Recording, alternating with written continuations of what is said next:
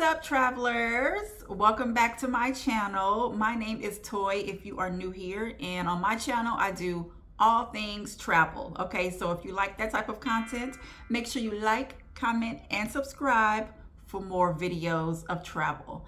So I'm gonna get right into it. I went on a Royal Caribbean cruise, my first Royal Caribbean cruise at that. So I am here to give you my review, my honest review of the ship and my cruise experience. Now, you know, I had the loyal to royal people like, oh, it's the best thing ever. I had the other people who cruised other cruise lines were like, yeah, it's boring, it's this and that. So I wanted to get my honest opinion when I went on this ship. So I was kind of nervous, kind of excited. So I was like, I need to see what this is about so I can make my own opinions and then give them to you. So yes, this is my review. So these are, though, 6 things that I did not like about Royal Caribbean. And although I did, let me just say, I did have an overall good experience. I did have these 6 things that I didn't like, or they probably can improve upon in the future, or they may have already improved upon on their newer ships, because I have not been on the Oasis class. So that's, you know, something to be taken in consideration. So I was on Independence of the Seas, and this is part of the Freedom class of Royal Caribbean. But okay, so we're gonna get right into these things that I didn't too much like. Number 1, the sail away party. Okay, so the sail away party is like the first impression of a ship. That's like, okay, this is what your cruise is gonna be like. This is gonna give you, okay, is it gonna be a boring cruise? How are the people gonna be? How are the staff, the fun people? Who, you know, the cruise director, I want to see how they interact. And the sail away party was better than what I thought. It wasn't the best. I don't think it was the best, but it was better than I thought. It wasn't a lot of participation. That's what I would say for Royal Caribbean. There wasn't a lot of participation from the passengers. A lot of people were sitting down, you know, lounging, which is fine. It's their cruise. It's their prerogative. But yeah, so that's what it was. But there were some people out there and they were dancing. They had like this little section where it was a lot of people dancing. And, you know, I think the cruise director was dancing out there, and they had maybe 1 or 2 people, like part of the staff out there, helping the crowd get hyped. But they did all your regular line dances. They did all of that, of course. So the music was good. I was, you know, the music for the sail away party, let's get that clear. Okay, so the music, but it's a sail away party, so they most likely have all the same type of line dance music. So yeah, it was okay. Like I said, it was better than what I expected. It was more people participating than I expected, but still less than what I would expect of a sail away party. So my first impression of the sail away party was, it was average. It was okay, not the best. It was just mediocre. So, but then again, that's because of the people. Some people are just not into dancing and, you know, making a big splash of the sail away party. Okay, anyways, I'm going too much into that. Number 2, the room cabins. Okay, so the room cabins, and this is on Independence of the Seas, so of course other ships may be different, but it definitely needs an upgrade, and I think it is going to go into dry docked, or it's going to be getting a makeover soon. I think really soon, actually. This is Independence of the Seas, so it's definitely going to get everything redone. I don't know if they're going to redo all the rooms, but the decor in the rooms I felt is definitely dated, definitely looking a little old, but it was an older ship, so that's to be expected. But then there was the issue of storage. I'm used to having more storage. I have stuff. I had bags. I had a baby. I had a car seat. I had all this and that. I had a lot of stuff. So I need some storage. And when I walked into the room, it was like one closet. Mind you, it also had a glass table in there. What? Who has glass tables? I mean, I was kind of shocked. Okay, and I had a baby, so I didn't want a glass table out there. So the room steward was kind enough to put the glass table into the closet, but then that took up my closet space. And I'm like, okay. And I'm not gonna push all of my suitcases under the bed, but whatever, that's that. So yeah, the storage I think was lacking a little. It was just like one closet, everything was in there, the life vest, the table, the safe, you could barely fit a good amount of clothes in there if it was for more than 2 people. So, and that was in a handicap accessible room, and it was still kind of like, I need more space, but whatever. I'll reserve judgment for a newer class ship to see if it's improved or not.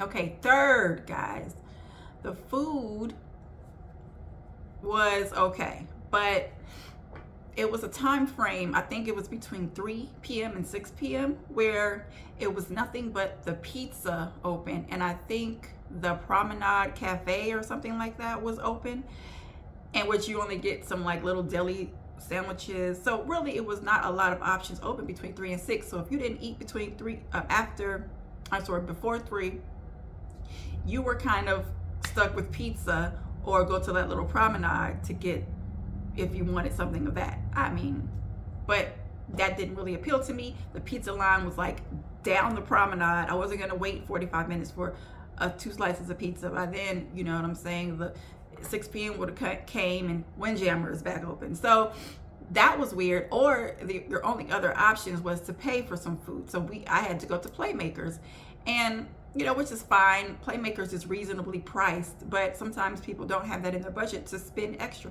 So if you don't want to spend extra, you have to go into that pizza line or go into that Promenade Cafe. And I don't know, I just felt like there should be more options than having to pay extra between like 3 and 6. But again, that was Independence of the Seas, so they didn't have like the hot dog stand. I know some of the newer ships do have more dining options, more options to eat. So like I said, I can't wait to go on an Oasis class so I can see the differences. But yeah, and also the hibachi, that I did try the hibachi on Royal Caribbean at Izumi. No, nope, not the best. The food was very mediocre. The chef was not chefing. He was okay, but it was very mediocre, like as far as the experience. I'm used to hibachi, baby. I'm used to you doing everything, tricks. I want to be entertained. He barely talked, he didn't do any fire tricks. I'm like, come on, this is hibachi. I can't see a fire trick. Can I see the volcano fire with the onions? I just want to know, but I didn't see that. So, and the food, like I said, was very mediocre. The rice was the chicken was I had chicken.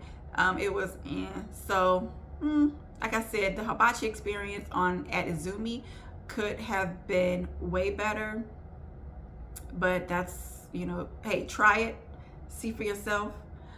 I personally won't do it again, but I don't know, we'll see. Okay, number 4, guys, music. What's up with the music on Royal? I need you to get together, and I need you to get together with somebody and get your music right. The DJ, no. Okay, no. And I didn't like it. Okay, anytime that you are playing Grease songs, Grease the musical songs at a nightclub, that's not the place where I want to go. I don't want to hear Grease songs. I don't want to hear Broadway songs at the club. The music selection sucked, and it was really like all over on this side or all over on that side. You're either playing Broadway musical songs, or then you go really hood with Drake, and it's like very explicit songs, which was weird, because how do you balance the two? it was like the explicit Drake songs. Then you're going to Grease songs. Nope. I was like, this ain't it. They need to get a better playlist or something.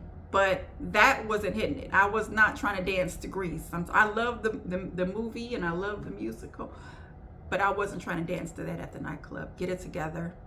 And the nightclubs were lackluster. The Red nightclub, like I said, he was horrible as far as the DJ. I was like, I tried to dance, but I eventually had to sit down. Then I went to the other lounge. I think it was the Viking Crown Lounge that they had it in, and it was okay.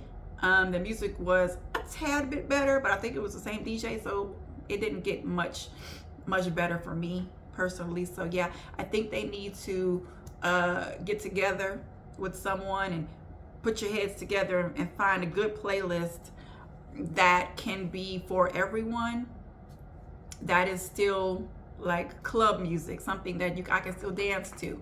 You know, I don't want to listen to Broadway songs at the club, but that's that. Okay, number 5, guys. The comedy show. I didn't like it. I'm sorry. Don't like it. It was not really a comedy show. It wasn't like a stand-up, which is what I'm used to, a stand-up comedian telling jokes. This was more like a variety show. He was juggling. He was talking, telling stuff. He was like trying to be funny in between. He's throwing knives. He's on a bicycle. You're doing everything. It's like a Vegas show, I guess. But I wasn't really my cup of tea. A lot of people probably did enjoy that. It was okay, but I would not be like, yeah, I got to go back to see this show. I don't know if all their comedy shows are like a variety show type of deal, but was not my cup of tea. So if you're looking for like a stand-up, I didn't see it on Independence of the Seas. So if you guys know on any other class ships how their comedy shows are, let me know in the comments below, because I need to know if this is how it is across the board. Because if it is, then I know I can bypass the comedy shows. Okay. Last but not least is customer service. And, I'm very big on customer service because that's what I've done my whole life, is customer service. And I pride myself on treating people how you want to be treated. So I felt like, as far as customer service, it was okay. It was very mediocre. On Independence of the Seas, like when you're walking through the hallways, the staff didn't really talk to you. I'm normally used to people saying, hi, good morning, hi, hello, hey. The staff is walking right by me. I'm like, okay, hello, good morning, but I didn't get any of that. But yeah, they can definitely tweak the customer service on that ship. Like I said, I don't know about all of the ships, but on my experience on this ship, it was not the best. It was okay. So yes, they could definitely use a little bit more customer service training on that cruise. But yeah, that's pretty much it. Otherwise, I really did have a good time on Independence of the Seas, and I took another Royal Caribbean. I went on Mariner of the Seas as well. And of course, those vlogs will be out. Guys, I'm trying to get these vlogs out for you so you can see my experiences on these ships. So you can know I'm not telling lies about what I'm seeing and what I'm hearing. But yes, make sure you stay tuned to my channel for more content. But yeah, that was my experience on Independence of the Seas. Overall, it was a great cruise. I don't have too much more bad to say about Royal Caribbean. The ship was beautiful. I love their elevators, their glass elevators. And yeah, it was a good deal. I love the ice shows. Those were really good. And yeah, they had a lot of activities on board. They also had the Sky Pad, which I didn't do, but they also had the Flow Rider, and they had the Perfect Storm water slides. And so yeah, it was a really good time. I love the Windjammer. Windjammer did have some really good food options. So yeah, but that's pretty much it, guys. Let me know how your experiences on Royal Caribbean. If you're planning to take one, let me know. Let's talk about it. Let's chat it up. Anyways, thank you guys for watching. Make sure you stay tuned to my channel for more videos. Make sure you like, comment, and subscribe to your girl. And I'll see y'all in my next video. Peace.